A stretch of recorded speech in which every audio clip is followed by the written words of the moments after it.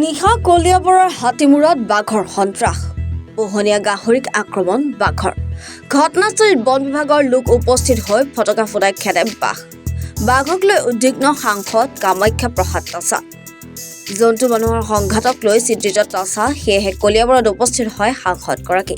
কিছুদিন পূৰ্বে বাঘে নিধন কৰি ভক্ষণ কৰা বাসুদেৱ কৰ্মকাৰৰ বাসগৃহত উপস্থিত হয় সাংসদগৰাকী বাঘে গুৰুতৰভাৱে আহত কৰা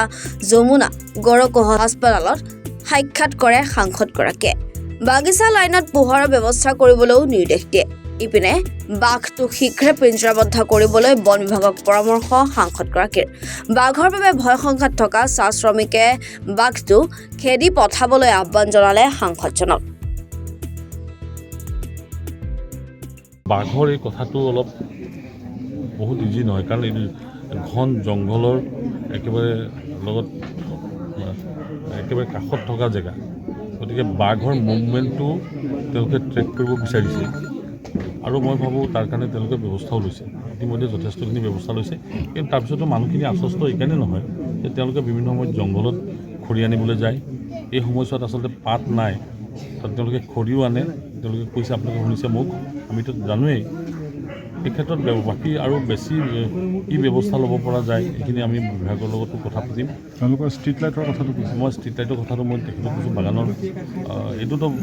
আমাৰ এই অঞ্চলটোত হ'ব কিন্তু দিনৰ ভাগত যিটো আছে সেইটো এটা প্ৰব্লেম দিনততো ষ্ট্ৰীট লাইটৰ কাম নাই ৰাতি মই বাগিচাৰ পৰিচালকক কৈছোঁ তেখেতসকলে যাতে এটা ষ্ট্ৰীট লাইটৰ ব্যৱস্থা কৰে এটা নহয় ইয়াত য'ত বসতি আছে লাইনবিলাকত বা এই অঞ্চলবিলাকত যদি ষ্ট্ৰীট লাইট দিব পাৰে ষ্ট্ৰীট লাইট ঠিক নহয় আৰু পোহৰ কৰি থাকিব পৰা ব্যৱস্থা যদি কৰিব পাৰে মানুহখিনি অন্ততঃ গম পাব বাঘৰ মুভমেণ্টটো গম পাব মানুহ আৰু জন্তুৰ যিটো সংঘাত সেই সংঘাতে এটা চূড়ান্ত ৰূপ পাইছে আৰু এই ক্ষেত্ৰত চৰকাৰো বহুত চিন্তিত চৰকাৰে বিভিন্ন ধৰণৰ ব্যৱস্থা লৈছে আপুনি ইলেক্ট্ৰিক ফেন্সিং ইলেক্ট্ৰিক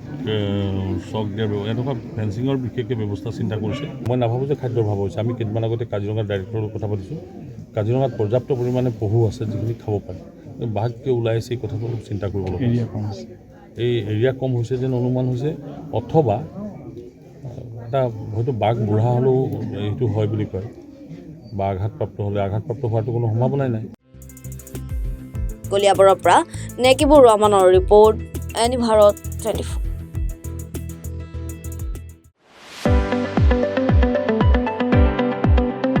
ৰঙাপাৰাবাসীৰ বাবে সুখবৰ আপুনি যদি দুচকীয়া বাহন ল'ব বিচাৰিছে তেন্তে এতিয়াৰে পৰা আৰু চিন্তাৰ কোনো প্ৰয়োজন নাই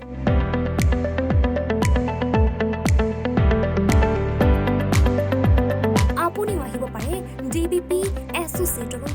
বাজাজ টু হুইলাৰ ডিলাৰ